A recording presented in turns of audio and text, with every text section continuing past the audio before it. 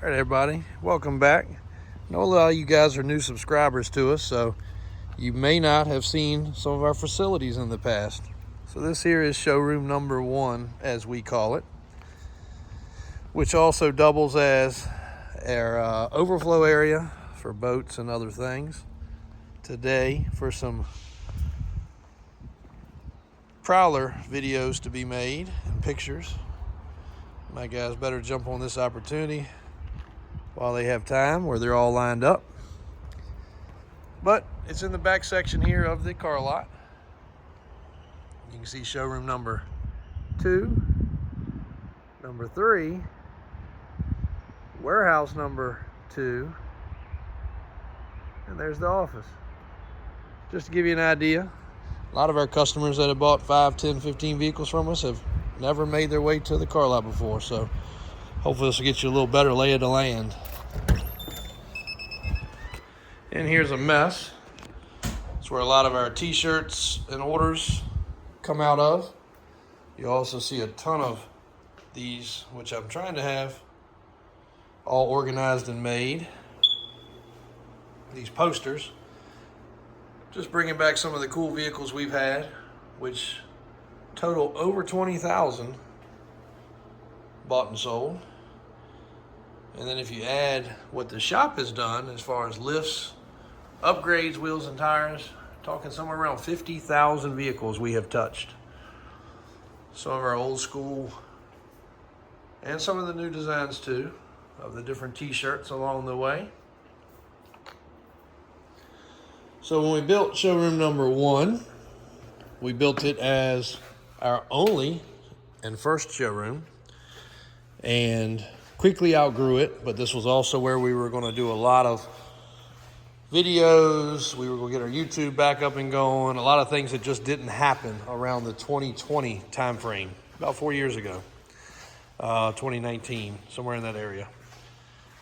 Unfortunately, COVID hit, and we used this for some of our wintertime detailing and other things, which never got cleaned up. Still a mess around here. And I'm a particular person about keeping things clean, but in business over here, it just doesn't happen always.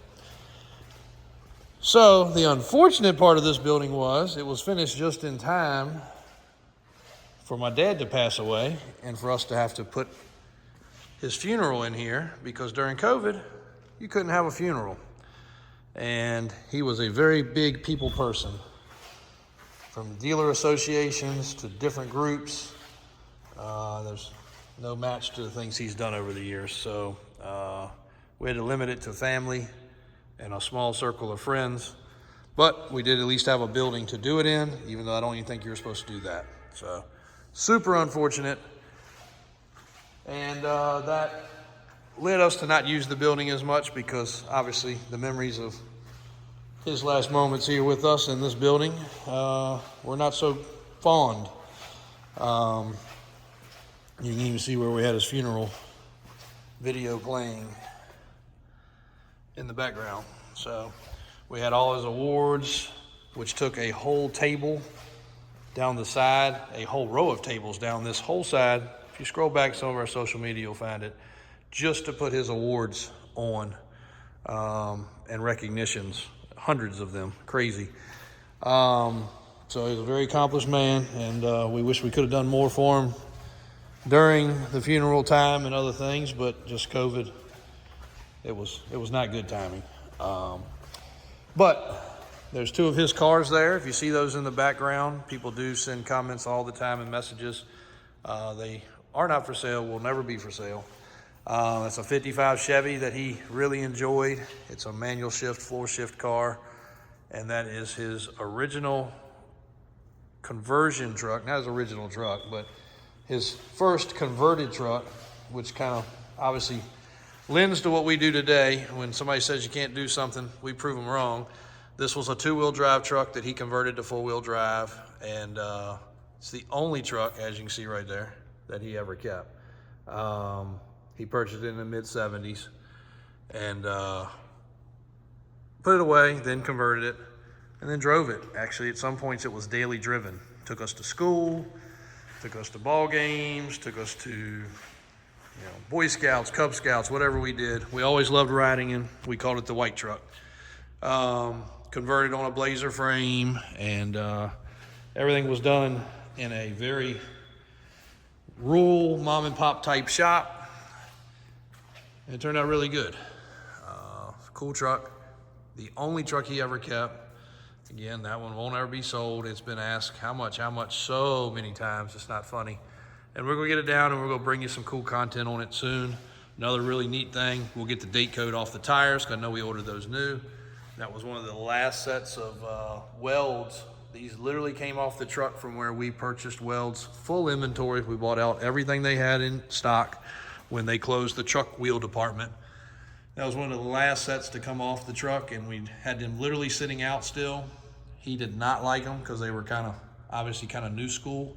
He always had old school tires and wheels on this truck. But we put them on here, we took it to some shows, and then the truck kind of sat, and you can see the tires, even though they're brand spanking new, they're dry rotting. But that was a brand new out of the set box of weld Cheyennes, I think they are, 6-lug Cheyenne 6s. But that truck still runs, drives, operates, got a pretty good sounding small block just like the car. So I just wanted to bring you guys a little content on that. People always ask. That's one of our original signs that we had made for the car lot across the street when we did mostly minivans. That is a sign from Hilltop Barbecue. That was a spot that my dad, uncles, grandparents, and friends ate at almost every single day for lunch. Jeff Davis Highway sign. Unfortunately, there is no more Jefferson Davis Highway. Now we are Route 1. Another sign from one of our other locations. That sign right there is from his very first dealership, 1976. Cobwebs up there that we need to get.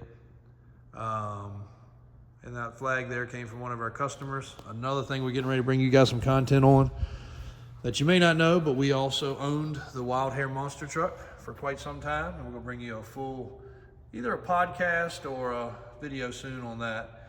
But the Wild Hair truck, after Ray Mowry, we owned it.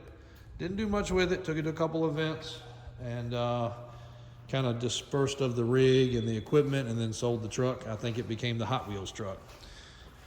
So again, showroom number 1, guys. This is the overview. One of the 2 Grand Wagoneers we have, some of the buggies, some of the ATVs, UTVs, kind of keep those over here. We do some photographing, so if you see the lights and all that, here's a Maserati, a couple of our logos, a couple of our business taglines, I guess you would call them, and websites, Davis Watersports, Davis 4x4, Above Average Trucks, Davis Auto Sales, all the same. One of our posters there.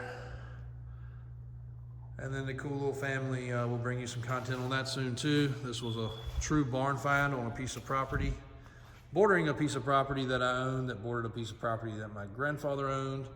And we'll be bringing you some content on that soon. We actually recovered that with my dad, grandfather, before their passing.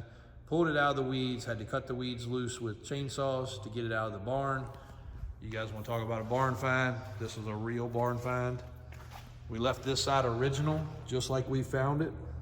And then we refinished the floors. And we refinished this side right here. We did get it up and running. We were hoping to take it to some parades, and then once again, COVID hit. Shredder, if you ain't never seen that, that's a skateboard on tracks. But this is a cool old huckster is what they called it. Also still got a bunch of overflow life jackets and stuff in stock, guys. Toro buggies. And we'll bring you some more of the different facilities here soon. We've got our boat facility. We've got showroom 2, showroom 3, warehouse 2, warehouse 1, the off-road shop, one of our overflow storage buildings that we used to have the shop in. Takes a lot of facilities to do everything we do. 300 and just shy of 400 vehicles total. We try to keep about 280 to 300 actively for sale, and then the rest are always in process. This area here is where we do some of our media work, and we need to replace a fire extinguisher battery. but just becomes junk storage for the most part. Thanks, guys. Showroom number 1 tour. Thanks for watching.